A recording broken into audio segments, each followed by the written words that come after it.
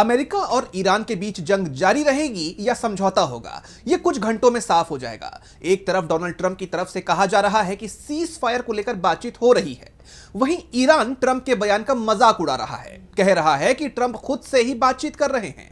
हम अमेरिका से कोई बात नहीं कर रहे हैं, हमारे हथियार बात कर रहे हैं।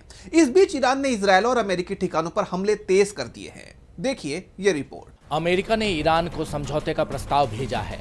ट्रंप का ये प्रस्ताव पाकिस्तान ने ईरान तक पहुंचाया है। इस प्रस्ताव पर 15 शर्तें हैं, जिसमें मुख्य रूप से ईरान के परमाणु कार्यक्रम और बैलिस्टिक मिसाइलों पर रोक के अलावा हॉर्मुज को खोलना होगा। ट्रंप दावा कर रहे हैं कि जंग में अमेरिका को जीत मिली है, ईरान झुक गया है, वो बातचीत करना चाहता है, हमें बहुत अच्छा गिफ्ट भी भेजा है। लेकिन ट्रंप के इन दावों को ईरान ने पूरी तरह से हवा में उड़ा दिया है। ये जरूर कहा है कि हमें अमेरिका की तरफ से प्रस्ताव मिला है, उसके अलावा ट्रंप सब कुछ झूठ बोल रहे हैं। ईरान ने बातचीत शुरू नहीं की और न ही उसकी बातचीत करने की इच्छा है। IRGC के लेफ्टिनेंट कर्नल इब्राहिम जुल्फिकारी ने ट्रंप पर तीखा तंज कसते हुए कहा कि क्या आपके अंदरूनी झगड़े इस हद तक पहुंच गए हैं कि आप खुद से ही बातचीत कर रहे हैं? हमारा पहला और आखिरी शब्द पहले दिन से ही एक जैसा रहा है और ये वैसा ही रहेगा।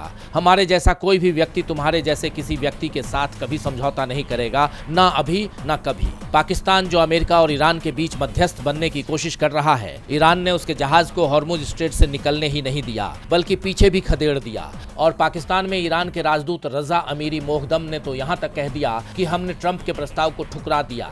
ये युद्ध इसलिए शुरू हुआ क्योंकि अमेरिका ने बातचीत के बीच धोखा देकर हमला किया। इस बीच ईरान ने यह भी बता दिया है कि अगर कोई समझौता होता भी है तो वो ईरान की शर्तों पर होगा, जिसमें खाड़ी देशों में मौजूद सभी अमेरिकी सैन्य ठिकानों को बंद किया जाए, ईरान पर हमले को लेकर अमेरिका माफी मांगे और जो नुकसान ईरान को हुआ है उसका हर्जाना भी दे।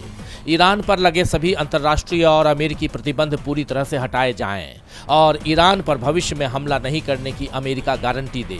मतलब साफ है कि अमेरिका और ईरान दोनों ही तरफ से बातचीत को लेकर बेहद सख्त शर्तें रखी गई हैं। इस बीच जंग रुकी नहीं है। इजराइल ने बुशहर में ईरान के परमाणु संयंत्र पर हमला किया है। जवाब में ईरान ने इजराइल पर 24 घंटे में 220 मिसाइलें दाग दी, जिससे तेल अवीव, हाइफा, बनी ब्राक और सेंट्रल इजराइल के कई इलाके में तेज धमाकों की आवाजें सुनी गई हैं। इस हमले में 500 से ज्यादा लोग घायल हुए हैं।